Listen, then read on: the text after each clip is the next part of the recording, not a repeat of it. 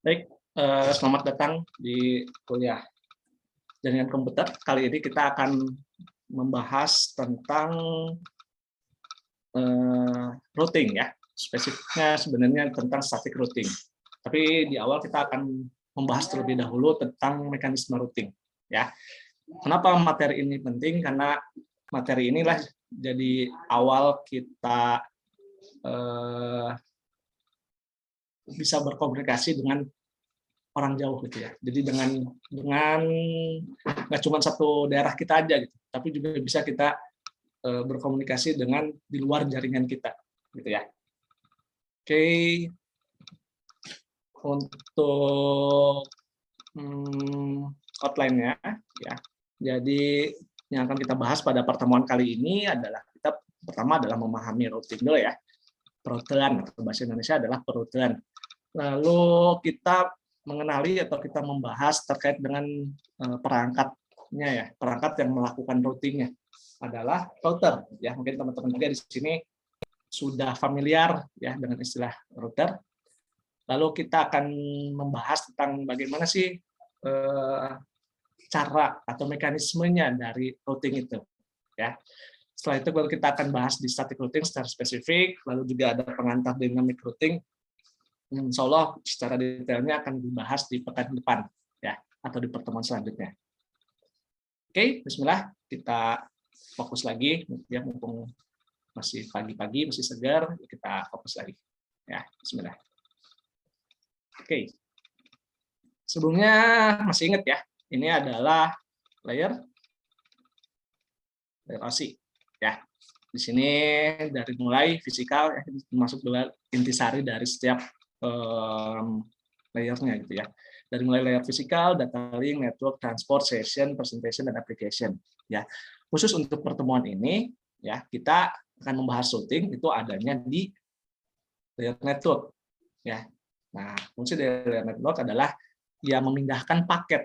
Ya, di sini PDU-nya adalah paket dari sumber ke tujuan dan juga menyediakan internet working. Jadi menyediakan jejaring ya, atau jalur untuk meneruskan paket itu dari sumber ke tujuan, dan itu menentukan jaringan ya.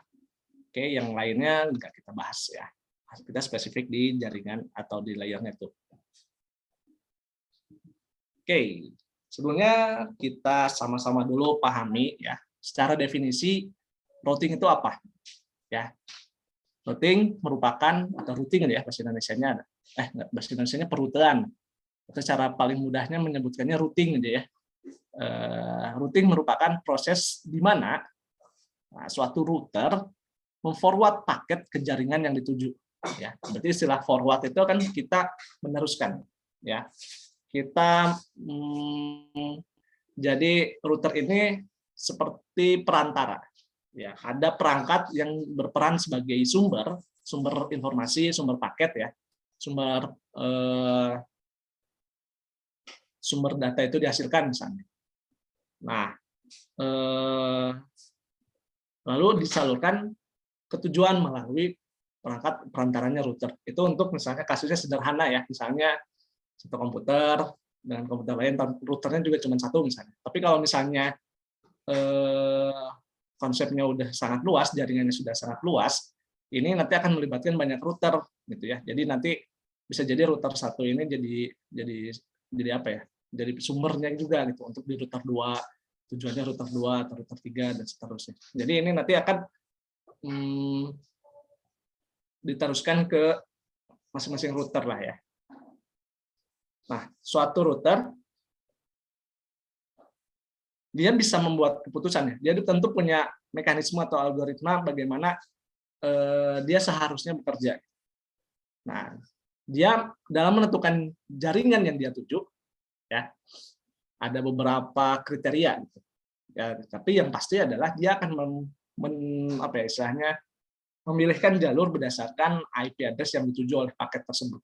Ya, nanti insya Allah kita akan bahas gimana sih mekanisme atau cara pengiriman atau komunikasi data. Kalau kemarin kan kita ambil sudut pandangnya dari layer data link ya.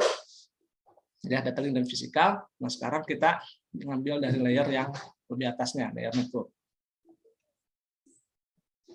Oke, nah ini mungkin sebelum kita bicara lebih lanjut, biar teman-teman juga lebih memahami dan lebih bisa memaknai ya filosofi dari routing. Routing ini seperti halnya saat kita berkendara. Ya, saat kita berkendara, ya kita kan dari rumah kita gitu ke satu tujuan, misalnya nanti ada yang mau mudik mungkin ya. Sekarang kan alhamdulillah udah diperbolehkan mudik gitu. Misalnya ada yang mau mudik dari Bandung mau ke mana ya? Ke Semarang misalnya ya, Jawa Tengah gitu. Nah, itu kan kita akan berkendara melalui jalan-jalan kan, dan melalui banyak rute juga gitu. Dan dari Bandung ke Semarang mungkin banyak jalur ya. Ada yang paling yang mau tahu sih kemungkinan dari Bandung tuh ke lewat selatan atau lewat utara gitu ya. Lewat selatan tuh berarti lewat Garut, Tasik, Ciamis, ya dan seterusnya gitu. Atau mungkin lewat jalur utara, misalnya nanti ke Pantura ya, itu baru nanti sampai ke Semarang. Gitu. Nah itu kan kedua jenis jalan itu masing-masing punya karakteristiknya ya, punya karakteristiknya, dan juga kita juga menentukan rutenya juga berdasarkan keputusan yang kita pegang gitu ya. Nah dalam berkendara,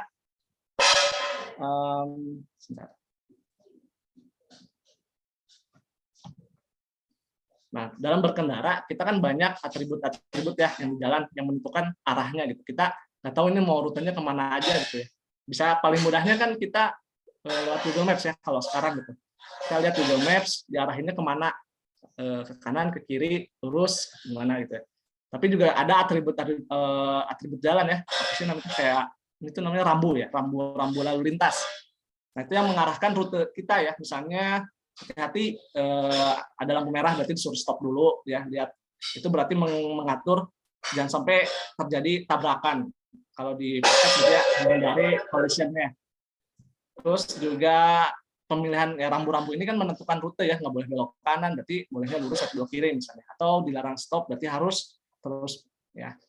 Dan selanjutnya termasuk juga informasi misalnya Semarang nanti ambil belok kanan berapa kilometer lagi misalnya. Itu kan kita diarahkan oleh rambu-rambu lalu lintas ya. Termasuk juga nanti adanya peran Pak Polisi ya dalam membuat kelancarannya.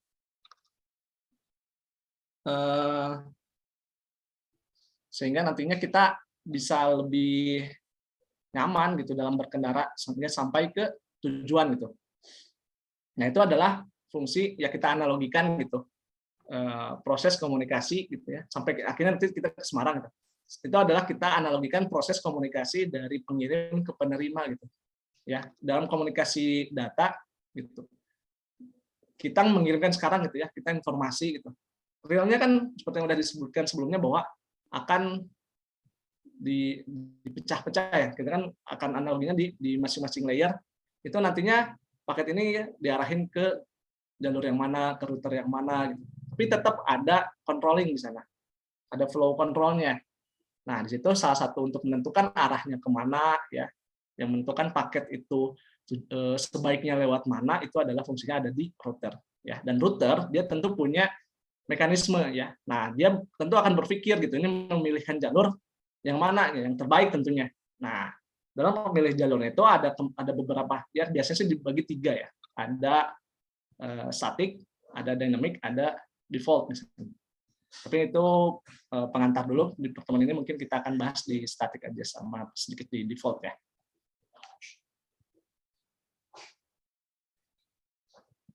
Oke. Nah, itu tadi analoginya berdasarkan kasus nyata ya, kasus sehari-hari. Gimana ceritanya kalau misalnya kasusnya di jaringan ya. Kita tahu bahwa kita gitu misalnya di sini di home office, jaringan home. Ini dari satu komputer kita ya, kita kirim ke router, kita mengakses internet sampai misalnya kalau ini mungkin kasusnya di kantor ya. Jadi ada kantor, ada yang lagi WFH, ada yang lagi kantor cabang gitu ya. Itu gimana sih caranya biar tetap bisa sinkronisasi datanya, kerjanya, alur kerjanya masih tetap terjaga. Ya, ini pasti dia di internet tuh banyak gitu. Kayak mungkin pernah diilustrasikan di awal kuliah bahwa ternyata paket internet paket data kita tuh request data kita tuh ternyata bisa melewati Singapura, Hong Kong dan lain sebagainya itu kalau pakai akses yang internasional ya. Kalau yang lokal ya masih di sekitar Indonesia. Dan ini tentu dalam memilihkan rute perlu jalur-jalur yang terbaik gitu. Ya kayak kita mau keluar kota kita pasti lihat dulu maps, lihat minta diarahin ke jalur yang paling singkat ya. Nah, nanti kan ada pengukuran misalnya ada metrik-metriknya.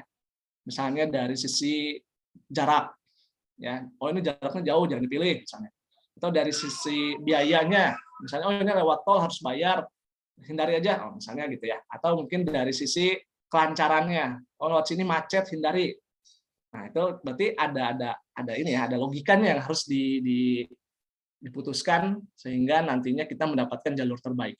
Ya, dasarnya atau prinsip dasarnya adalah menyampaikan pesan dari pengirim ke penerima kan. Nah tapi dari situ ada prasyarat ya atau keinginan-keinginan yang ingin dicapai yakni adalah pesan sampai nggak cuma sampai tapi harus utuh dan juga waktunya cepat gitu atau di bawah toleransi dari atau batas toleransi di bawah batas toleransi gitu ya.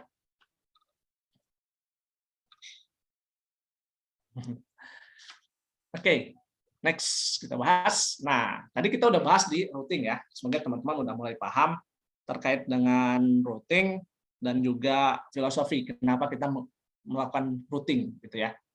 Nah, sekarang kita kenalan dengan perangkat jaringan yang memang memainkan peran soal itu. Ya, yang memang dia kerjaannya memang itu dikhususkan gitu ya. Nah, ini adalah router ya. Misalnya ini contoh adalah router Cisco gitu. Tapi banyak ya mereknya. Ada router Cisco, ada MikroTik, ada Juniper. Juniper masih ada nggak ya? Yang merek-merek dari Cina juga ada ya. Apa ya? Cina tuh ZTE misalnya. Terus TP-Link, D-Link dan lain sebagainya ya. Nah, router adalah sebuah device yang berfungsi untuk meneruskan paket-paket dari sebuah network ke network yang lainnya. Ya, bisa dari LAN ke LAN, bisa LAN ke WAN, ya, dan seterusnya. Sehingga host yang ada dari sebuah network bisa berkomunikasi dengan host yang ada di jaringan lain. Ya, nanti ada istilahnya untuk jaringan lain, misalnya disebutnya remote network misalnya. Fungsi utama dari router itu menentukan jalur terbaik. Ya, tadi definisi terbaik di sini bisa dipengaruhi banyak metrik atau parameternya ya. Bisa jadi terjauh, bisa jadi jaraknya jauh, tapi lancar. Nah, atau ada jalur kedua secara jarak dekat gitu, tapi macet gitu.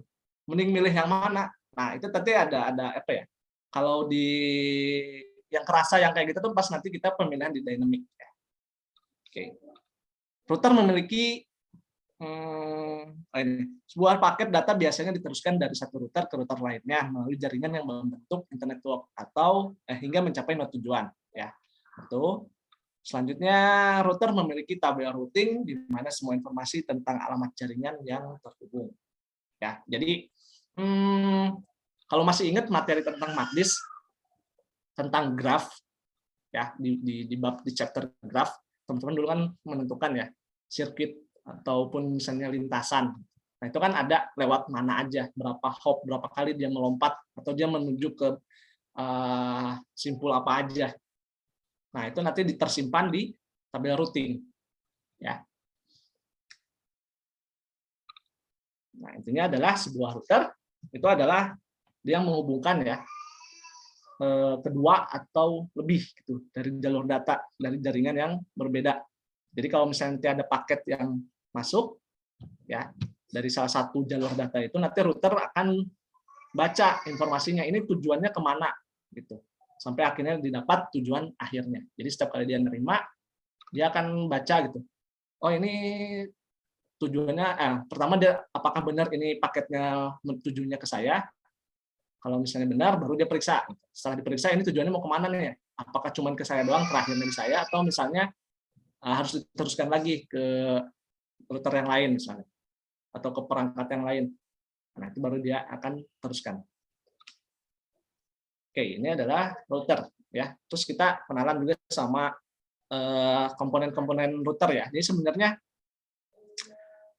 router itu kayak komputer ya. Router itu sebenarnya komputer sih ya. Ini kan kalau kita lihat amati ya, teman-teman, komponen-komponen yang ada di router ini sebenarnya ada juga di laptop kita gitu ya, atau di komputer lah ya.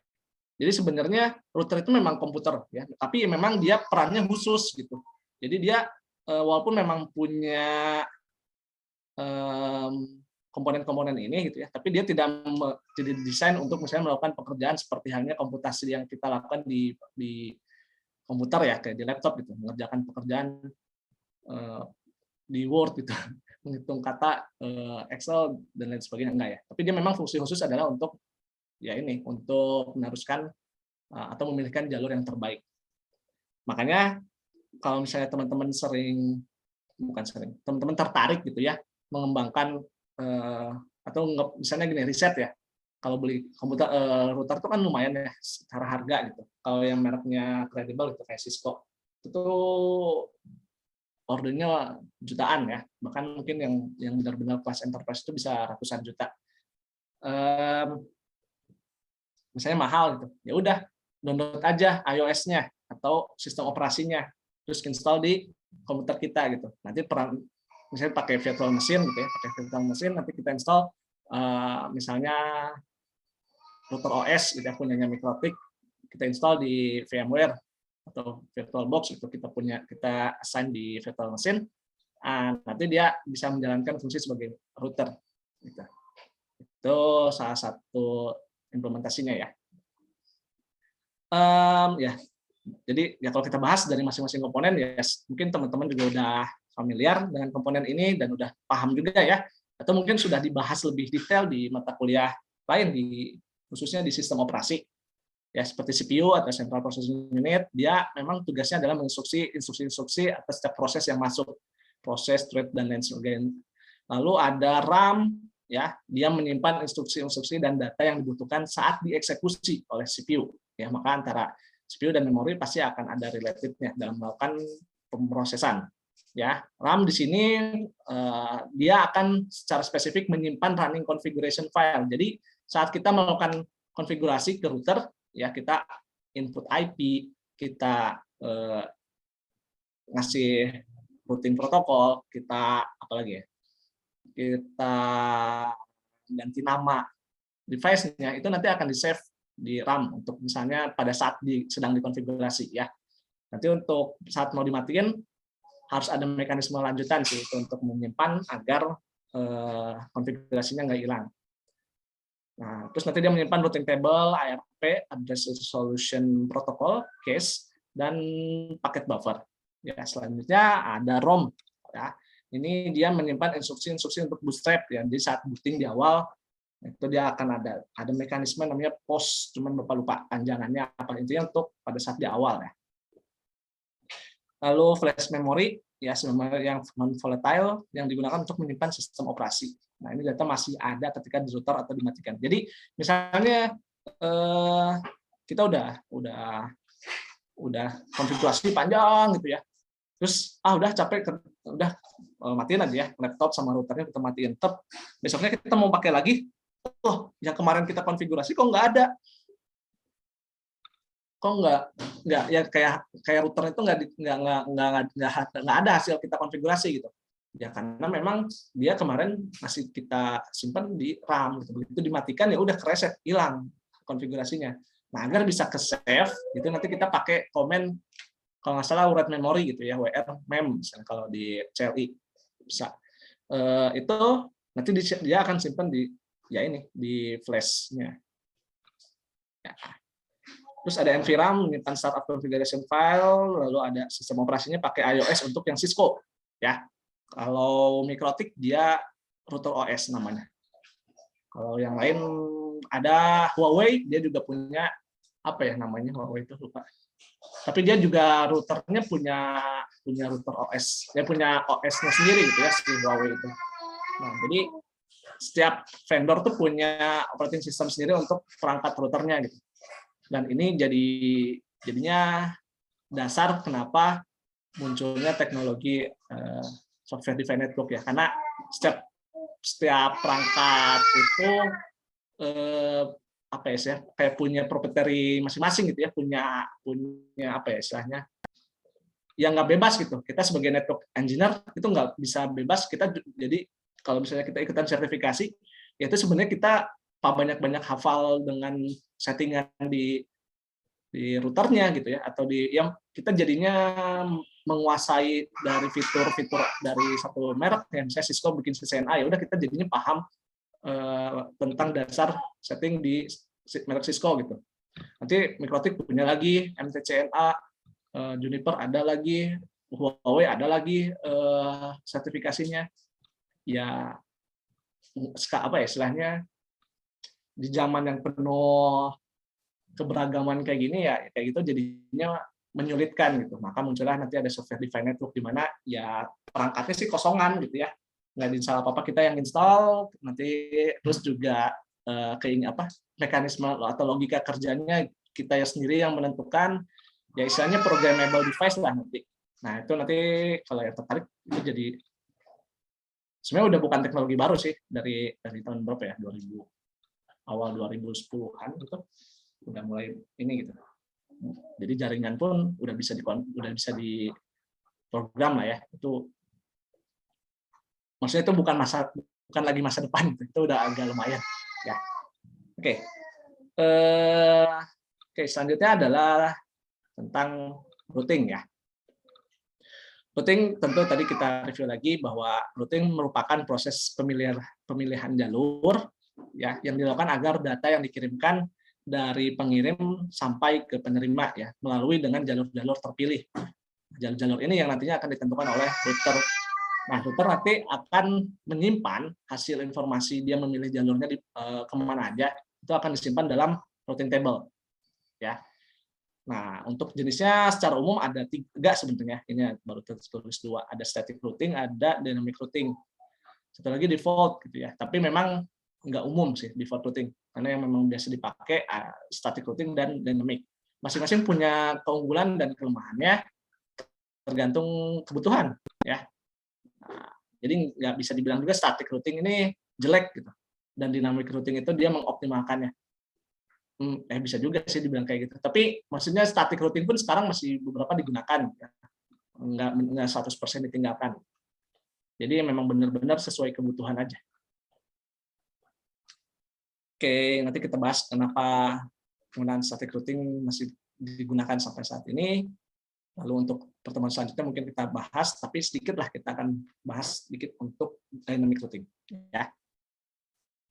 Oke, nah di sini masih ingat nggak gimana sih cara kita melakukan proses komunikasi data? Mungkin kalau kemarin lebih detail di apa ya istilahnya di sampai ke layer satunya ya, kita mediakan di sebelum UTS. Nah sekarang ini ya mirip dengan korelasinya kita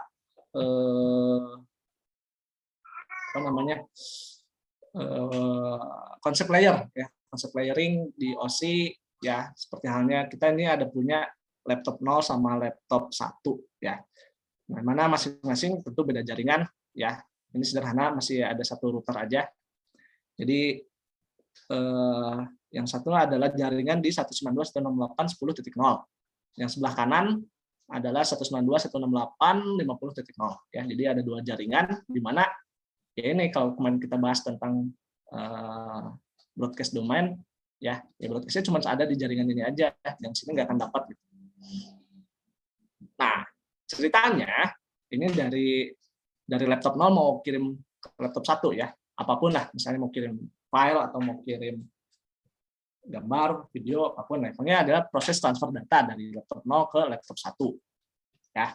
Nah dari misalnya kita di layer aplikasi kan kita mengerjakan sesuatu yang misalnya dokumen atau apa, itu mestinya PDU-nya adalah data kan ya, baru dilempar layer 4 di transport itu masuk ke segmen, baru nanti masuk ke layer 3 atau layer network itu jadinya paket kan. ya PDU-nya adalah paket sampai akhirnya ke IP, ya maksudnya IP. Kita mendefinisikan IP tujuannya, misalnya di sini IP tujuannya adalah 192.168.10.51, ya. Ini IP sumber, sorry. Yang IP tujuannya nanti ditentukan 192.168.50.11. Nah, oke. Nah, selanjutnya nanti kan pindah ke layer berikutnya, ya, ke layer bawah maksudnya. Akan nanti ada mekanisme enkapsulasi, ya. Nah, nanti yang data yang masing-masing layer akan menambahkan header-headernya, termasuk juga di layer 3 ini dia akan ada headernya, ya. Nah, minimal dia akan menampilkan source IP dan destination IP, ya, di paket layer 3. Nah, terus kan dia akan turun, ya, ke layer 2 atau ke layer data link. Di data link itu kan PDU-nya adalah frame, ya. Nah, dan di sana udah beda lagi identitasnya. Ya, identitasnya bukan IP. Ya, IP itu kan di layer 3. Sedangkan di layer 2 itu adalah MAC address. Ya. Nah, maka si IP ini dia akan dienkapsulasi, ya. Dia akan masuk ke MAC address-nya. Nah, di sini kan di layer 3 dia cuma tahu kan IP sumber sama IP tujuan. Padahal tapi di jaringan lokalnya sendiri dia nggak tahu. Ini kan nggak ada yang IP-nya tujuannya misalnya 50.1, kan nggak ada di jaringan 10.0. Sedangkan di komputernya dia cuma tahu jaringan MAC address-nya aja dia hafalnya, karena kan satu jaringan itu dia saling bertukar MAC address dengan adanya protokol ARP, Address Resolution Protocol. Oke, singkat cerita, ini kan maka dia akan enkapsulasikan ke layer 2. Nah, di sini MAC address dia tahu nih, oh ya udah yang terdekatnya gitu, ya. Yang terdekatnya dari si laptop ini kan MAC address-nya punya si router kan. Nah, router di sini yang ke interface jaringan 10 adalah misalnya MAC address-nya adalah BB ya. Agak panjang, ya. Ya, si MAC address-nya adalah B. Maka nanti dia di sini adalah destination MAC address-nya adalah si BB ini gitu.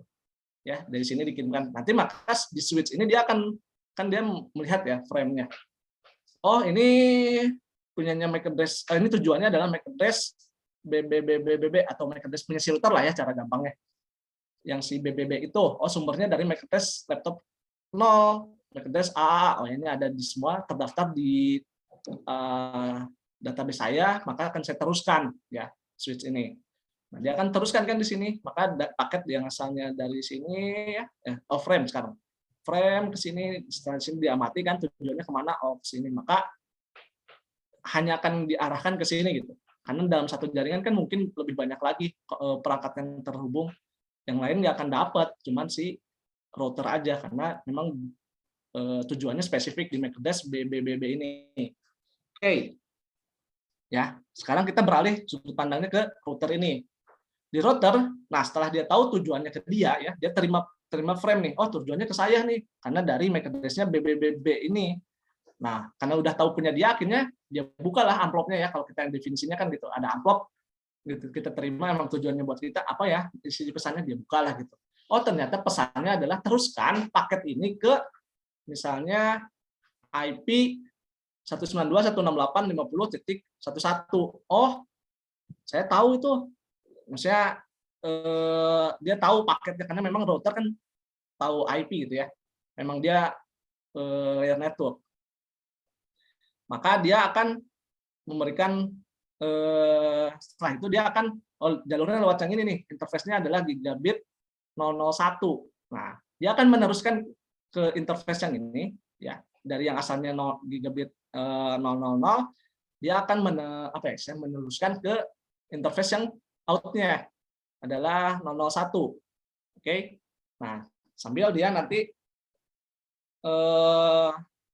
dia di gigabit 001 dia punya MAC address juga namanya CCC.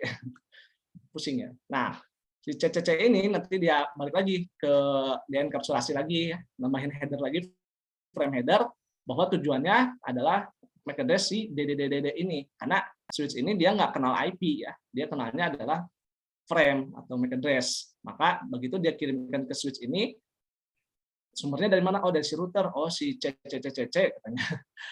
Oh, tujuannya mau kemana nih? Oh, tujuannya mau ke DDDD. Ya, maka dia akan teruskan lah. Baru sampai akhirnya di penerima, awalnya dari MAC address, ya. Oh, dibaca memang tujuannya untuk saya, nanti dibuka amplopnya. Oh, ini IP-nya untuk saya memang benar 198.50.11. Oke, setelah dibuka IP-nya benar, dia masuk ke layer atasnya lagi, ya, transport, terus presentation sampai datanya, sampai akhirnya di aplikasi dia tampillah datanya. Ya, kurang lebih seperti itulah ya untuk mekanisme konsep dasarnya pengirimannya. Jadi di situ ya ini di masing-masing proses enkapsulasi menambahkan setiap layer itu menambahkan header-headernya itu. Headernya adalah informasi sesuai dengan layer itu ya, informasi tujuan yang ada di layer tersebut. Ya. Oke. Kalau agak pusing pelan-pelan dulu aja ya. Oke, sip. Kita bahas ke ini ya contohnya untuk di header.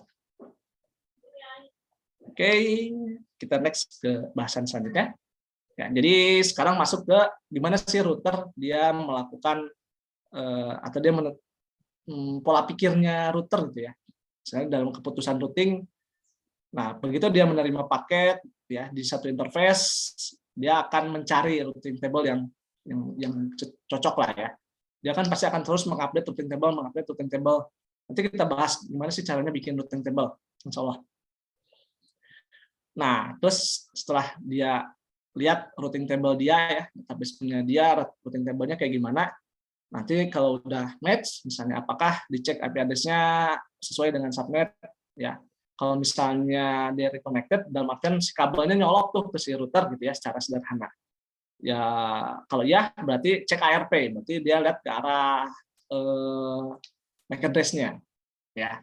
Kalau enggak, oh berarti ini adalah jaringan yang di luar interface dia, berarti remote network ya, apa ya, jaringan jauh lah gitu. Tapi yang terhubung karena ada protokol atau dia udah tahu jalurnya lewat mana. Apakah jalur network ya remote network? Kalau ya encapsulate the frame ya, berarti frame-nya di enkapsulasi sampai ke dikeluarkan di interface mana ya. Apakah tadi gigabit 001 gitu ya. Kalau memang ya remote network. Kalau misalnya bukan, apakah dia lihat lagi ada gateway-nya nggak? Kenapa masuk ke dia gitu ya?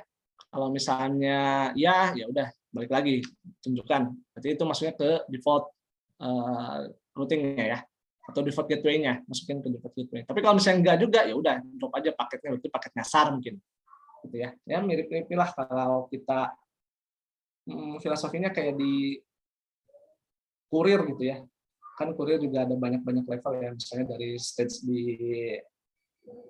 kelurahan, kecamatan, level kota, level antar provinsi, mungkin ada level pulau misalnya. Tapi kalau misalnya dia apakah benar ini, misalnya pas di kota itu apa benarkah ini tujuannya ke kota ini, kalau bukan berarti ada kesalahan, ya udah buang aja. Kalau benar ya udah teruskan ke level selanjutnya. Oke. Nah, sekarang kita bahas di routing table. Ya, yang tadi kita omongin dari tadi. Ya. Routing table atau tabel routing ya, adalah file yang disimpan dalam RAM yang berisi informasi tentang ini rute yang terhubung langsung atau directly connected ya, atau rute yang terhubung jauh ya, atau remote route. Kayaknya mungkin lebih enak bahasa Inggrisnya ya. Bahasa Indonesianya apa ya, remote route. Ya inilah. Kalau router yang terhubung langsung bahasa Indonesia directly connected ya. Nah, ini directly connected network sama sekali lagi adalah remote network ya sebelahnya. Oke, ini contohnya ya. Kalau yang directly connected itu misalnya kita amati dari router 1 dulu ya. Yang router 1 maka directly connected-nya adalah ya interface dia dari yang ini, misalnya gigabit 01 ya, atau ini interface ya udah harusnya beda nama sih. Misalnya ini gigabit, ini serial misalnya. 1, jadi namanya tetap 1. Nah, ini terhubung langsung nih, karena ke jaringan ini dia adanya di interface yang ada di routernya. Ya. Nah, ini di interface 1, ini misalnya gigabit 1, ini serial 1 atau flash internet 1. Ya, ini beda jaringan soalnya. tapi dia terhubung langsung dengan router. Oke, ini juga sama. Ini ini tuh maksudnya IP, bukan interface-nya. Jadi ini IP-nya di interface ini adalah 192.168.10.1, sedangkan di sini 192.168.11.1 ya /24 itu netmasknya di 255.255.255.0. Nah, ini IP-nya adalah 209.165.200.225 karena networknya 224. Nah, ini masih direct connected, tapi router dia tahu jaringan ini dia ada hubungan ya. Maksudnya dia bisa menghubungkan paket ke arah sini jaringan 10.1.1.0 tahu, tapi dia harus lewat perantara misalnya 226 ini. Ya. Nah, ini makanya disebut sebagai remote network. Oke. Nah, next. Nah, kita membuat tabel routing basisnya apa gitu ya. Nah, isinya apa aja gitu. Isinya ya ini interface rute lokal ya. Tambahkan ke tabel pertemuan saat interface dikonfigurasi. Jadi di router misalnya tadi interface gigabit 001. Kalau memang udah di-assign IP-nya itu berarti udah dikonfigurasi ya. Berarti dia bisa yang terhubung sama si IP itu apa aja tuh, misalnya ada jaringan. Itu udah langsung dimasukkan ke tabel routing. Interface yang terhubung langsung ditambahkan ke tabel pertemuan saat interface ini mirip juga ya. Lalu static routing ditambahkan saat rute dikonfigurasi secara manual dan interface keluar aktif. Jadi kita tambahkan jalurnya. Ya.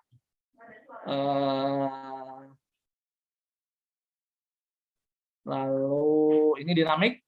Kalau kita sudah assign di router itu protokolnya. Ya. Oke. Nah, contohnya seperti ini. Ini ada codingnya ya, apa? Ada namanya ya. C connected L2 lokal kalau nggak salah. Ditinjaunya di router 1 nih ya. Sumbernya kita yang diobservasi sama kita adalah di router 1. Nah, di router 1 ini IP-nya 192 misalnya yang gigabit yang interface gigabit 0/0 ya, yang ini yang atas. Dia IP-nya adalah 192.168.10.1 ya di interface ini. Nah, itu adalah C atau connected ya, dari directly connected. Oke. Sedangkan oke. Ya, jadi masih satu ya. Kirain udah yang ini 11.1 ya. Jadi ini yang tadi maksudnya ini yang connected directly dan ini juga interface lokal gitu ya. C ini connected kalau nggak salah yang terhubung langsung dan juga L itu lokal, interface lokal. Jadi kalau ini lihat dari perbedaannya ada di netmasknya ya. Kalau di connected itu jaringannya. Ya, kalau lokal itu interface-nya. Ya, karena /32 sini. Berarti hanya untuk si interface yang ini, hanya si IP yang di sini. Itu adalah lokal. Oke. Nah, berarti di sini ada warnanya ya. Yang pertama ada nanti warna. Jadi saat kita komen di routernya, misalnya pakai CLI, show IP route misalnya. Nanti dilihatin tuh routing table-nya dari router itu. Nah, itu ada kolom-kolom seperti ini. Nah, yang hijau ini adalah ya ini. Bagaimana si jaringan itu dia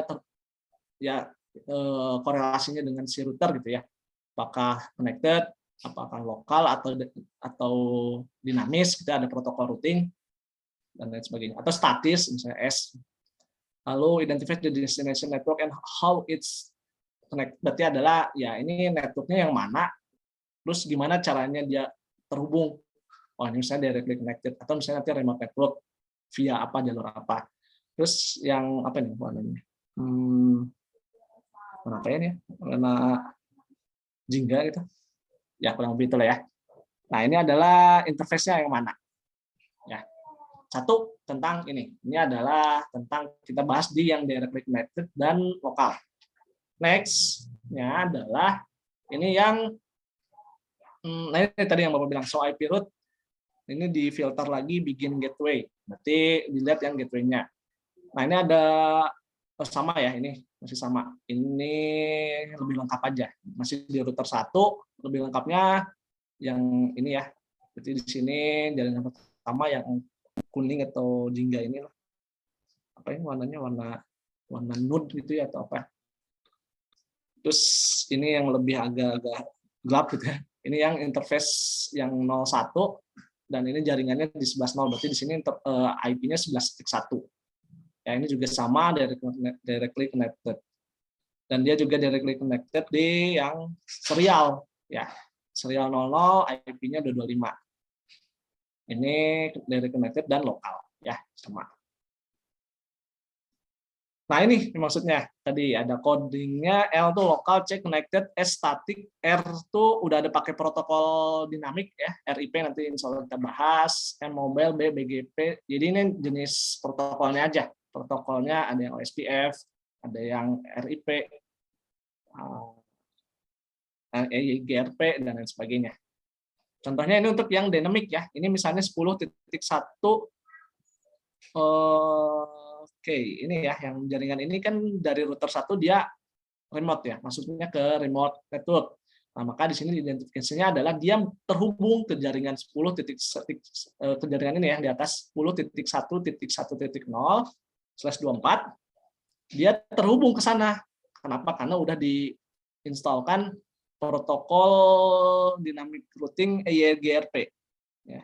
Nah, ini EIGRP udah diinstal. Atau udah di set lah ya, di setting, komennya udah dimasukkan untuk masukin EIGRP. Terhubung lewat mana? Nah, lewat 209, ini via ya, via misalnya jalurnya kemana?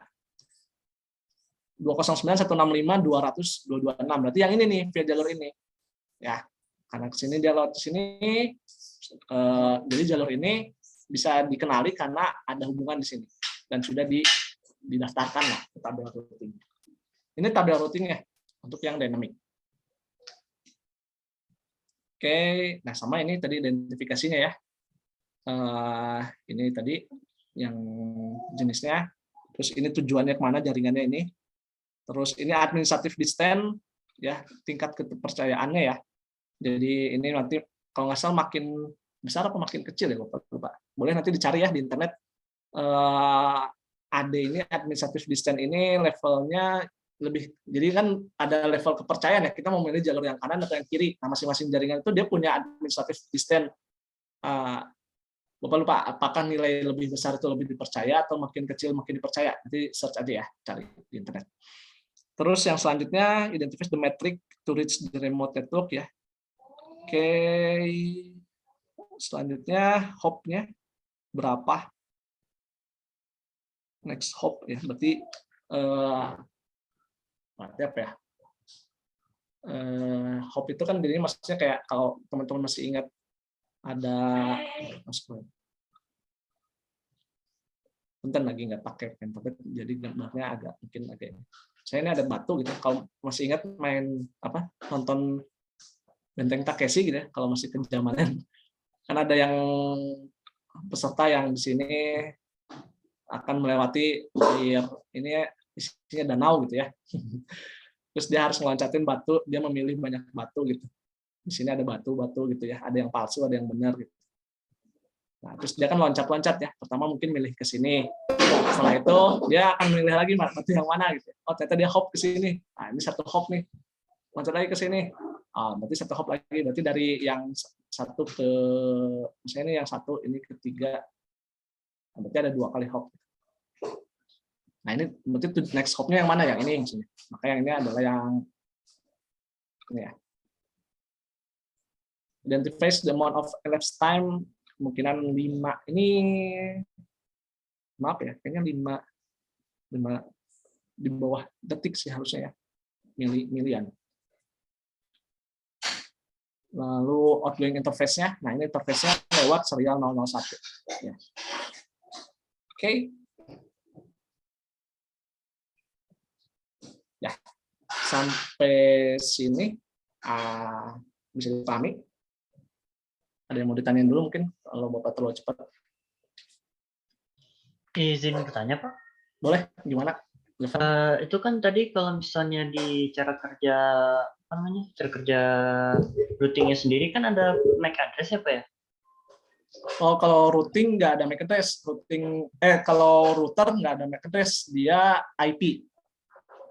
Oh, kalau misalnya MAC address tadi apa ya Pak? MAC address yang di sini maksudnya yang di pas kita awal bahas. Iya Pak, yang konsep dasarnya. Nah itu. Nah, konsep besar ini bagaimana si data itu bisa dikirimkan ke interface ini. Karena kan di komputer ini apa namanya, kita sedang mensimulasikan konsep IP address yang kemarin. Yang IP address itu kan ada mana tadi yang ini.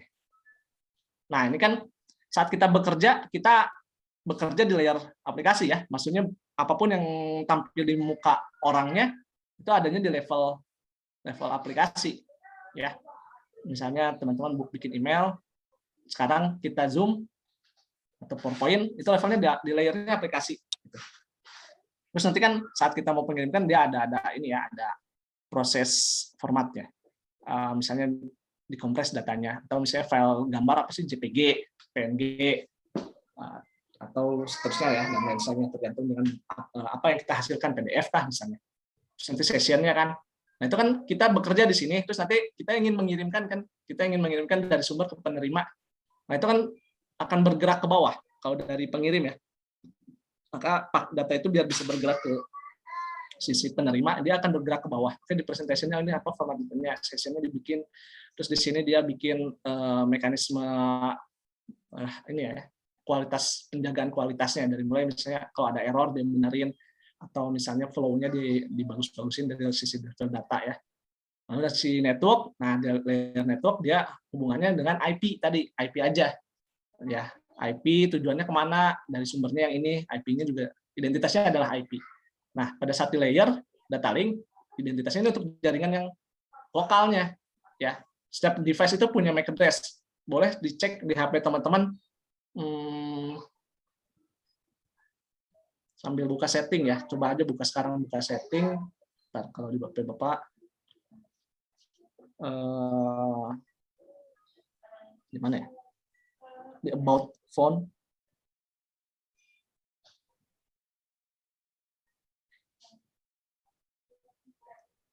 Terus bagian tergantung merek ya, Bapak nggak bisa bilang nggak bisa, cuman bagian about phone biasanya terus nanti ada status tentang HP-nya. Nanti kalau kita terhubung ke jaringan nanti ada IP address, tapi juga misalnya apa namanya, mungkin ada informasi di status itu adalah MAC address-nya kalau terhubungan jaringan ya. Jadi IP address kita berapa, nanti ada MAC address-nya kurang lebih 48 bit ya, itu ada identitasnya. Itu setiap device tuh dia punya apa namanya, punya MAC address. Nah, MAC address itu adalah nama diberikan dari pabrikan. Nah, itu untuk dikomunikasi di data link layer 2 kan, itu masing-masing turun. Nah, di sini kalau di sini perangkatnya kan udah antar kota lah misalnya. Ini perangkatnya router. Di sini kan perangkatnya adalah switch. Jadi kita nyambungin ke switch itu yang banyak portnya biasanya ya. Nah, itu di sini komunikasinya nggak pakai IP. Ya, jaringan lokal itu komunikasinya bisa pakai frame-nya aja ya, atau MAC address-nya aja. Setelah itu kan kita transmit ke medianya ya, bisa fiber optik, wireless, wired lah ya. Intinya wireless atau wired lah. Mau apapun, bisa fiber optik, kabel, satelit, itu fisikal itu dipecah-pecah datanya gitu. Nanti kan dikirim ke penerima. Di penerima nanti jatuhnya adalah terbalik, dari fisikal dulu baru data link, baru ke network gitu ya. Nah, maka di slide ini itu Bapak nggak ngambil semuanya, sebenarnya yang diambil cuman bagian network sama data link-nya aja. Mana yang konsep dasar? Nah, ini konsep dasarnya asumsinya dari dua network, dua link aja, dua layer aja, network dan data link gitu. Padahal sebenarnya aslinya dari 7 layer itu berperan sih. Nah, itu mungkin Zafran walau orang. Jadi kalau misalnya untuk identifikasi itu keduanya pakai atau gimana Pak? Keduanya dipakai. Jadi misalnya di sini di laptop ini dia untuk jaringan lokalnya kan frame atau MAC address, identitas MAC address yang digunakan. Gitu. Jadi untuk komunikasi di sini MAC address-nya nih di jaringan yang lokal nih ya 192.168.10.0 antara pengguna di sini dia hubungannya sama MAC address. Gitu. Tapi saat dia mau go internasional misalnya atau dia mau hubungan dengan jaringan lain yang digunakan adalah IP-nya yang identitasnya jadi namanya IP gitu. Oke. Baik Pak, terima kasih. Saya tadi salah sangka dikira MAC address juga ke internasional bisa Pak. Salah pengertian. Terima kasih Pak. Ada lagi? Oke, enggak, kita mungkin lanjut lagi ya. Sampai mana tadi? Ini ya, sumber di routing table. Di sini ya. Oke. Apalagi yang pas ya. Cukup lah ya sementara di routing table. Nanti kita implementasi. Nah, ini contoh ya. Kita ada contoh routing table untuk topologi yang lebih kompleks dibanding sebelumnya ya. Kalau tadi kan cuma satu router. Nah, misalkan ini ada dua komputer ya, RPLA dan RPLB. Nah, dari RPLA dia mau ke RPLB misalnya. Nah, ini dia ada kita amati dari router A, ini router A, ini router B, ini router C, ini router D. Ya. Masing-masing punya ini ya, punya interface kan. Yang di router A dia fast Ethernet di 00 ya. Fast Ethernet 00 dia di jaringan 2.0 ya. Ini. IP-nya dapat 2.1 di sini. Terus yang serial dia IP-nya 192.168.1.1/24 ya. Ini kita identifikasi dari sisi konfigurasi yang ada di topologi ini.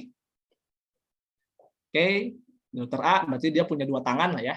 Nah, satu tangannya fast Ethernet 00 dan satu lagi tangannya adalah serial 2.0. Tentu dia punya masing-masing punya IP yang berbeda ya. Oke, di router B sama. Yang tangan ke kirinya yang di jaringan 10 ya dia punya IP 1.2 dengan interface serial 20 ya yang ini. Lalu tangan yang kanan ya adalah interface serial 3.0, dia punya IP 172.168.2.1 ya di jaringan 2.0. Berarti yang ini ya. Masuk yang C. Yang C ini yang tangan kirinya serial 20 ya.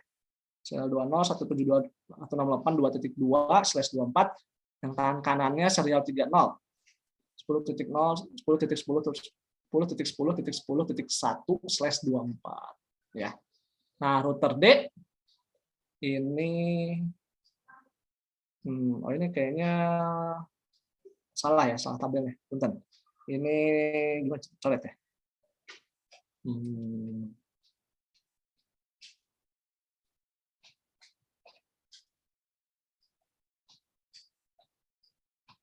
Coret tadi ya, biar nggak pusing. Ini bukan bagian dari C. Nah, yang di D aja. Ini bagian D. Nah, di D, dia tangan kirinya 10.10.10.2 di interface 2.0 ya. Ini yang tangan kanannya atau yang bawahnya ya. Ini interface fast Ethernet 00, 193, 172, 116.1. Ini bisa jadi typo atau ya oke lah ya. Tapi yang penting adalah beda jaringan ya. Oke, fast Ethernet 00. Oke.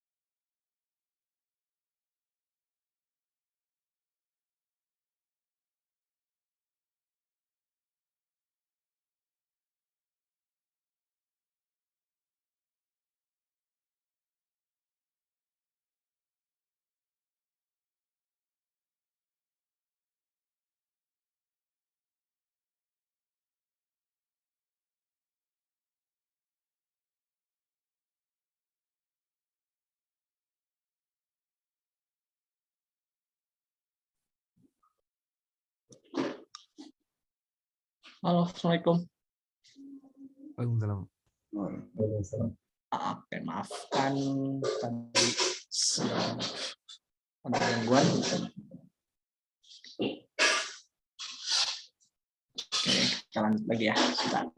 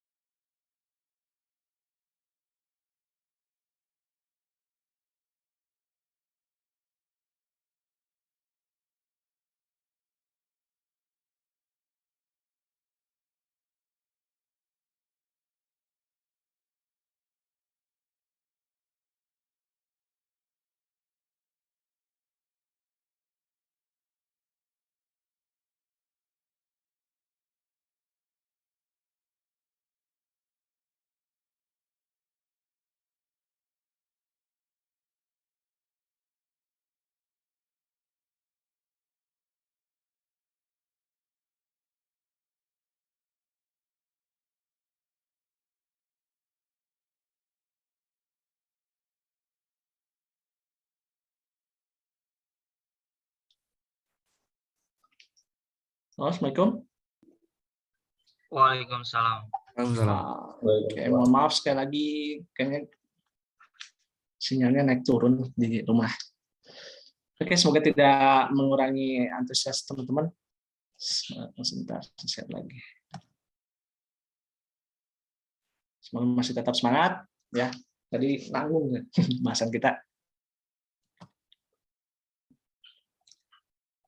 Oke, biasa pas udah lagi semangatnya, jadi kayak apa ya istilahnya, kayak moodnya atau frekuensi adrenalinnya jadi turun lagi.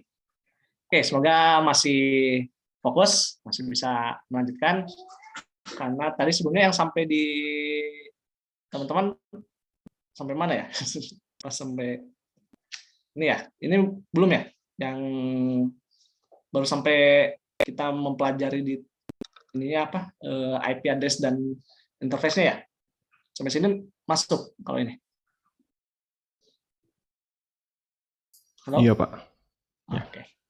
Punten dikonfirmasi ya. Bapak saya tadi dari tadi kayaknya gangguan koneksi, jadi kirain lost lagi. Oke, semoga selanjutnya aman ya. Bismillah. Oke, berarti paham ya di sini udah interface-nya apa, IP yang di-assign di interface itu apa. Oke. Jadi udah paham ya tentang topologi ini. Asumsinya kita sekarang topologi seperti ini, kita akan melakukan update tabel routing. Ya, oke, next. Ya, ini mungkin udah paham ya topologinya seperti ini. Ini agak dipadatkan gitu ya. Jadi kalau agak kurang jelas mohon maaf. Oke, nah kita bahas di router A dan router B. Router A, ya router A yang ini dan router B yang ini. Oke, nah sekarang kita bahas di router A itu adalah kita mau update tabel routingnya. Tadi masih ingat ya di screenshot di IP dari command line di routernya itu kalau misalnya tabel routing di router itu kan ada macam-macam ya. Ada yang direct connected, ada yang static, ada yang lokal, ada yang dynamic, ada yang default dan sebagainya ya. Termasuk juga waktu protokol apa yang di-assign. Nah, sekarang kita interface-nya kita akan melihat dari network tujuannya. Di sini ada yang direct connected, ada juga yang remote network ya. Oke, di router A ya, dia kan lihat dari sini. Dia yang interface fast internet 00 yang ini. Oke, ini adanya di jaringan 2.0 ya, 192.168.2.0 ya. Nah, maka ini adalah network tujuannya. Kalau yang ini IP-nya 2.1 di interface fast internet 00 ya, tapi jaringannya adalah 2.0 ya di sini. Yang ini. Ini kursor kelihatan? Kelihatan, Pak. Kelihatan ya. Oke, sih. Takutnya dari tadi Bapak bilang gini-gini nggak paham. Maka di sini terlihatnya adalah fast internet ya. Di sini lihat yang kanan, yang bawah ini 192.168.2.0/24. Nah, via mana? Ya, interface yang mana? Yang 2 fast internet 00 ya. Dan ini statusnya apa? Directly connected yang interface ya. Interface-nya langsung dari si router. Terus yang selanjutnya jaringan ini. Jaringan ini adalah 192.168.1.0 kan? Oke, yang ini 1.0 jaringan yang ini dan ternyata dia directly connected kan di sini kan. Lewat apa? Serial 2.0 ya, yang ini. Paham ya sampai sini dua jaringan ini. Selanjutnya, nah ini udah mulai ke arah remote-nya. Ke arah remote-nya. Kita bahas yang di sini. Di sini ya antara router B dan router C itu adalah jaringan 172.168.2.0 ya. Jaringannya adalah 172.168.2.0 di situ ya. Nah, si router A dia nggak terhubung langsung kan ke sini, dia membutuhkan perantara kan, dia butuh relasinya ya. Nah, relasi terdekatnya ya itu adalah si ini. Oke, dia bisa ke sini asal udah terhubung dengan si ini ya, karena dia direct connection di sininya adalah 1.1 dan sedangkan di sini ya dengan router B dia terhubung adalah 1.2 ya. Nah, maka di sini dia bisa mengakses jaringan ini ya, atau dia bisa ada hubungan ya. Di sini bisa menghubungi ke daerah yang sini dengan catatan lewat 1.2 ya. Jadi gateway-nya ke sini. Ya, makanya 192.168.1.2. Oke, ya. Kita bahas di sini udah sampai sini. Selanjutnya kita si router A ini dia kan nggak terhubung langsung dengan jaringan 10.10.10.0 yang ini ya, dia kan nggak. Nah, dia bisa ke sini dengan cara apa? Dengan cara dia lewat sini, gateway-nya adalah 1.2 ya, karena si router B dia terhubung dengan si router C ya. Jadi si router A ini dia tinggal daftarkan ya udah jalurnya sini aja, oke, ke si 1.2 dia nanti terhubung ke sini. Sama ke jaringan ini juga 193.172.16.0 dia ya udah via gateway-nya aja. Ini gateway-nya adalah di sini. Maka waktu kita setting IP kadang-kadang kita butuh IP ini ya, default gateway-nya. Atau gateway-nya lah ya. Di setting IP kita adalah gateway-nya kemana? Itu adalah interface router yang mengarah ke kita, yang terdekat dengan kita interface-nya. Gitu. Dan dia ternyata punya relasi ke jaringan-jaringan yang lain. Ini adalah 3 ini adalah remote network-nya. Oke, paham ya? Nah, untuk yang B, Nah, sekarang di router B nih, kita bahas router B. Di router B, dia terhubung langsungnya kan tangan kirinya ya, dengan 1.0, 192.168.1.0, dan 172.168.2.0. Ini adalah directly connected-nya, ya, interface serial 20 dan serial 30. Oke, paham lah insya Allah ya. Nah, selanjutnya dia dengan jaringan ini yang 192.168.2.0 ya, tempat komputer RPA berada, dia nggak terhubung langsung kan. Nah, dia butuh perantara atau rekannya yang menghubungkan, mana ini adalah interface paling dekat dengan dia, ya, dengan router B adalah si 11 ya, di router A, di interface yang serial 20 ini. Maka gateway-nya adalah ini. Oke, biar bisa jadi dia terhubung ke jaringan yang di sini, ya. Selanjutnya si router B dia bisa ke sini yang sebelah kanan. Sekarang dia dengan 10.10.10.0 dia nggak terhubung langsung, tapi dia punya gateway 172.168.2.2 ya, di sini punya rekanannya di sini, sehingga dia bisa akhirnya punya hubungan dengan jaringan yang ada di sini, termasuk juga dengan jaringan yang ada di 192.172.16.1 ya, itu juga sama, dia gateway-nya adalah di sini. Oke.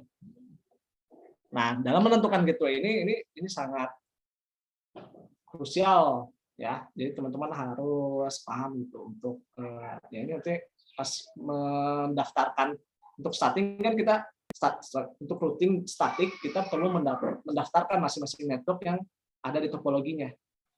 Nah, identifikasi gateway atau via mana itu jadi penting nih. Jangan sampai nanti ketuker. Oke ya, bisa pahami ya, insya Allah ya. Oke, sekarang, oh ini latihan. Oke, ini aja, di sinilah.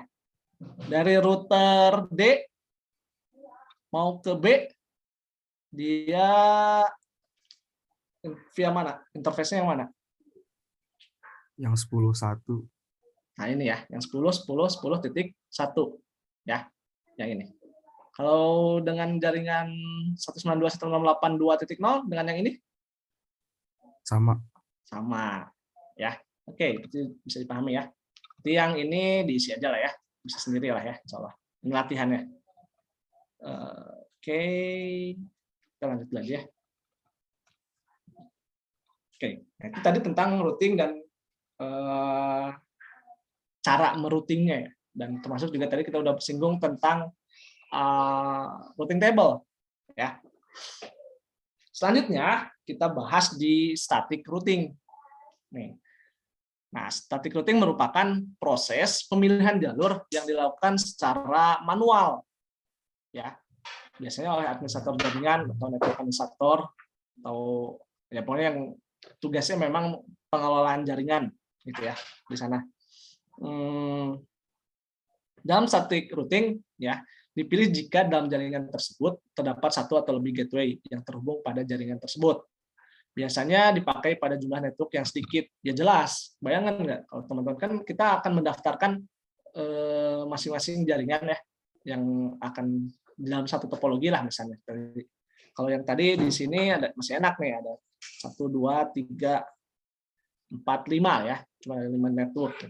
Bayangin kalau kita mau pakai internet, kita routing internet, ada berapa juta network ya di sana. Bayang nggak kita daftarin satu persatu tiap admin, capek kan? Nah itu jadi dasar kenapa adanya protokol routing atau dynamic routing. Ya, dengan mendaftarkan protokol itu, nanti algoritma protokol itu yang akan ya membantu kita ya melakukan routing secara otomatis. Static routing tidak akan merubah informasi yang ada pada table routing secara otomatis. Ya, itu. Jadi perlu oleh manual ya, karena manual. Sehingga administrator harus yang merubah secara manual topologi. Jadi kalau ada perubahan, ya ada penambahan network baru misalnya, atau ya penambahan network baru lah, misalnya yang kelihatan itu kan network itu dia belum ada jalur berarti kan. Nah itu perlu didaftarkan lagi jalurnya. Gitu. Terus tidak ada toleransi kesalahan jika satu router down maka static routing tidak bisa memperoleh informasi. Ya itu. Jadi misalnya di sini router A ternyata router B-nya crash ya, mati lah gitu. Ya udah stuck itu router A terisolasi, nggak bisa hubungan dengan router C, D, gitu. Ya, termasuk juga C dan A nggak bisa lagi komunikasi. Jadi nggak ada jalur alternatif juga gitu.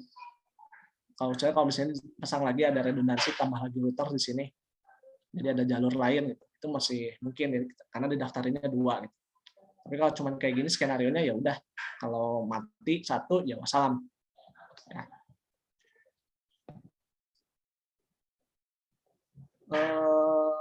Apa ini?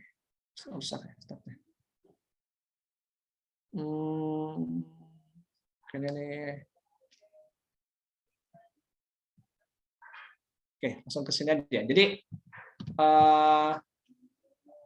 static routing kita gunakan tadi ya, kalau jaringannya sedikit. Ya, kalau jaringannya apa namanya? Sederhana.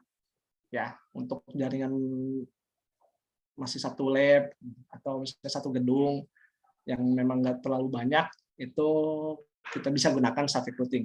Ya. Alasannya kenapa sekarang masih digunakan ya? Tadi kan pertanyaan di awal itu seperti itu ya. Kenapa sih sebenarnya kita masih gunakan static routing? Ya alasannya sederhana, masalahnya adalah keamanan. Keamanan itu. Jadi network administrator punya kontrol untuk tahu jalurnya kemana aja. Ya. Dengan tahu jalurnya kemana aja, sehingga dia yakin dong bahwa paketnya tuh aman. Ya, ya kayak ibaratnya adalah saat kita order barang lewat e-commerce gitu. Saat kita tahu barang kita, misalnya teman-teman beli laptop gitu ya di e-commerce itu, misalnya harganya 10 juta, was-was kan kalau ada apa-apa, maka informasi lacak itu tuh sangat berharga kan jadinya. Dari ternyata udah dikirim nih, misalnya beli dari Tangerang misalnya ya, si laptopnya beli dari Tangerang, terus ternyata udah sampai Jakarta atau Tangerang kota dulu, bisa nanti udah itu ke Jakarta, terus Jakarta udah sampai hub-nya misalnya Jakarta Hub, terus udah itu sampai ke udah dikirim lagi sampai ke Bandung Hub, baru nanti udah dikirim ke level kecamatannya, di level kelurahannya. Nah pasti kelurahan tuh nggak nyampe padahal udah dekat gitu ya. Nah itu kan jadinya teman-teman bisa menelusuri ini ada masalah apa nih, udah datang aja ke cabangnya atau kantor outletnya di kelurahan itu, tanyain, Pak kok paket saya resi ini nggak nyampe-nyampe, udah saya tungguin udah sehari 2 hari kan nggak datang misalnya. Pas dilihat ternyata iya kemarin udah datang ke rumah tapi misalnya nggak ada penghuninya, makanya karena barangnya berharga dibalikin lagi, nggak ditaruh misalnya. Jadi minta penerimanya yang datang ke kantor. Itu kan dia lebih aman ya. Kita tahu gitu. Ini terlacak, gitu. Jalurnya lewat mana aja. Gitu. Kalau dynamic enggak. Ya. Terus apa lagi ya? Static routing itu lebih sederhana dari sisi komputasi. Ya, karena router itu jadinya nggak mikir, cuma nurusin aja. Nah, ini udah jalurnya ke sini, ya udah ini karena udah kehendaknya dari si network administrator, ya udah dia terusin aja si paketnya tanpa harus mikir lagi ini lihat lagi baiknya lewat mana ya. Ini lewat jalur kanan kayaknya macet nih, depan kayaknya sempit jalannya. Kalau static routing ya udah nurut aja si router karena udah di set manual oleh si network administrator. Udah jadinya komputasinya ringan. Apa lagi?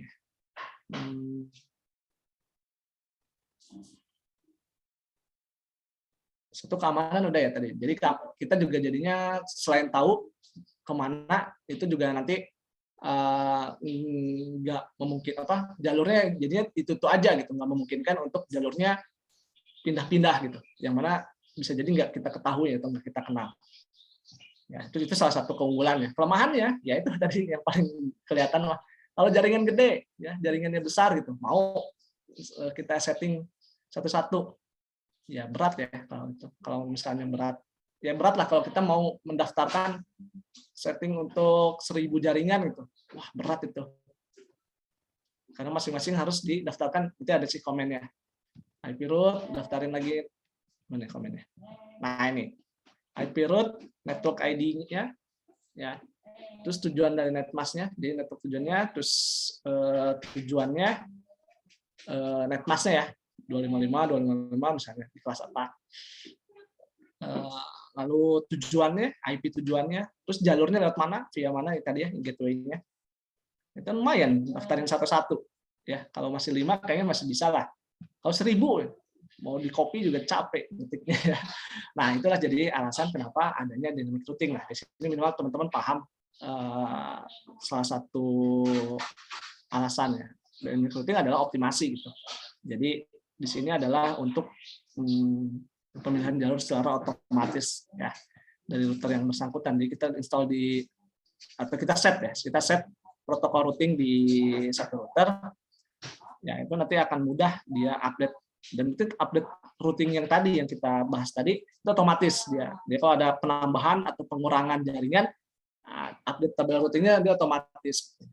Itu keunggulannya. Kalau kelemahannya ya memang karena dia memilih jalurnya itu banyak mikir, banyak pertimbangan, ya tentu dari sisi level komputasinya. Nah ini salah satunya dari karakteristiknya ya, dari tabel ini, configuration complexity dan routingnya generally independent of network size, jadi internet bebas. Seperti dia semakin penambah dia akan terus lagi makin kompleks. Topologi berubah dia otomatis. Kalau static routing dia perlu administrator manual, scaling ya lebih bisa lah ya. Ini hanya untuk simple aja. Tapi kalau dari sisi keamanan static juara, ya lebih aman. Kalau segi resource juga static lebih ringan ya. Tapi ya masalah hardware, makanya dynamic routing masih dipakai sekarang ya karena ya tinggal tambahin aja kemampuan si CPU-nya untuk kapasitasnya lah, bisa mengolah proses-proses ya nggak jadi problem sih sebenarnya gitu. Sekarang itu jadinya ya oke aja. Oke, ini tentang dynamic routing. Nah ini contoh saat konfigurasi ya. Teman-teman mungkin kemarin udah praktikum, udah juga mungkin praktik mandiri, ada setting IP via GUI ya atau via CLI command line. Nah, itu nanti ini juga materi ini juga ada praktikumnya sebenarnya. Cuman nanti kayaknya panjang ya, lumayan. Kayaknya sekarang pahami dulu teorinya, nanti untuk praktikumnya insya Allah ada sesi khusus bareng kemarin ya Kang Fajar, Kang Alfian sama Kang Gunter ya. Kemarin kita lakukan, nanti insya Allah akan bahas kembali yang tentang setting routing dari sisi praktiknya gimana. Nanti teman-teman akan setting lagi nih dari mulai nambahin. Ya, kalau IP address kan kita kalau via GUI enak ya, klik gitu ya. Tapi kalau command line ya kita minimal harus ngetik dan harus hafal juga sih komennya. Tapi masing-masing ada kelebihan dan kekurangan ya. Ini beberapa komen bisa disebutin kayaknya. Jadi enak, bisa lebih cepat sih. Kita nggak perlu pindah-pindah ini ya, device klik gitu. Untuk beberapa orang lebih nyaman justru pakai command line. Oke, ini untuk yang GUI dan ini ya, ini untuk setting IP. Itu ada di modul yang supplementary untuk tahapnya dari mulai mode-mode ya. Jadi di Cisco itu ada exec mode, ada free privilege mode privilege mode, ada juga configuration mode. Itu cirinya ada dari exec apa namanya itu lambang apa sih namanya dari ini ya, setelah misalnya ada nama routernya, terus ini ada lebih besar dari gitu, atau misalnya nama router baru ininya ada crash. Nah yang ini maksudnya sama ini berarti ada di level config. Nah config if itu maksudnya dia lagi config di bagian interface. Karena sebelumnya tuh cuman gini aja, router config. Pada saat kita masuk ke interface serial 20 itu ada di sininya config if. Ya, pergantian itu hanya cuman ini aja, kita lagi identifikasi, kita lagi config di interface tertentu berarti. Kalau masuk config doang itu berarti ada di global config. Nah, ngetik kan capek juga ya. Mungkin di mata kuliah sistem operasi udah diajarin mungkin ya, kan ada komen-komen di basisnya di Linux ya. Misalnya kita di Linux juga kita komen ya untuk di terminalnya. Nah, ini bisa disingkat, bisa juga dilengkapi otomatis, misalnya pakai tab misalnya ya. Misalnya kita mau nulis enable gitu ya, bisa tulis NA-nya aja. Nah, kalau configuration terminal bisa conft ya, singkatan. Terus interface bisa jadi interface serial, bisa interface-nya apa? Ininya serial 2 SE2/0 ini udah dianggap. Jadi udah peningkatan umum ya. No-su ini maksudnya no shutdown, ya, IP address, IP address lengkapnya ini yang kanan ya, IP address, IP-nya baru netmask-nya. Exit bisa jadi X. Jadi disingkat-singkat bisa. Dan ataupun nulisnya singkat dulu terus pengen lengkap misalnya untuk dokumentasi di tab bisa. Oke, nah ini untuk menambah komen ya, komen untuk menambahkan static routing table. Static routing di itu, jadi kita masuk dulu ke yang ininya harus dipastikan dalam mode atau mode ya. Intinya router config yang ini ya, bagian router config. Baru nanti di sini kalau diganti komennya adalah IP root ya, baru nanti networknya dan netmasknya. Network, IP root network, langsung netmask IP-nya apa dan gateway-nya. Oke, makanya tadi identifikasi bahwa gateway-nya perlu kita pahami ya. Gateway ini perlu kita pahami juga dia lewat mana. Contoh tadi gambarnya ya. Nah ini tadi table routing-nya kan ini ya, yang udah kita bahas bareng-bareng. Misalnya dia yang kita daftarin ya. Misalnya untuk yang remote network-nya 172.168.2.0. Nah, ini remote network-nya. Ya, ini adalah jaringannya. Misalnya kita mau ke jaringan ke komputer 2.1 gitu ya. Nah, jaringannya kan 172.168.2.0 ya. IP root ini konfliknya, IP root ini network tujuannya, netmask-nya, dan ini adalah gateway-nya. Ya. Sesi gateway ya. Sama ya, tinggal dilanjutin ya. Berulang. Atau juga misalnya ini ada nggak ke dokumentasiin sih, di sini nggak ada ya. Bisa juga di sini bukan gateway-nya tapi interface-nya. Interface dia keluarnya lewat mana ya. Misalnya interface si router yang kita config misalnya di router A, yang mengarah ke sana yang mana, kalau tadi serial atau fast ethernet gitu. Di sini bisa digantikan juga kalau nggak gateway-nya sama interface-nya. Sama router B, misalnya di router B ya yang ini 10.10. Ini jaringannya. Nah, ini sama ya, IP root, jaringan tujuannya, netmask tujuannya, dan ini adalah gateway-nya. Ya. Maka tadi yang latihan tadi dikerjain aja biar membantu teman-teman mengidentifikasi, makin hafal tentang gateway-nya itu gimana ya. Jadi logikanya bisa pegang. Nah, terus ada yang namanya default gateway ya. Default route, sorry. Nah, ini cirinya adalah kita 0000 aja. Ya, jadi di router A dan router D misalnya ya. Ini kan sebenarnya hanya punya satu gateway, hanya punya ke sini aja. Ya, karena menuju jaringan lain cuma lewat sini aja di 12, dan yang D ini adalah 10.10.10.1 gitu.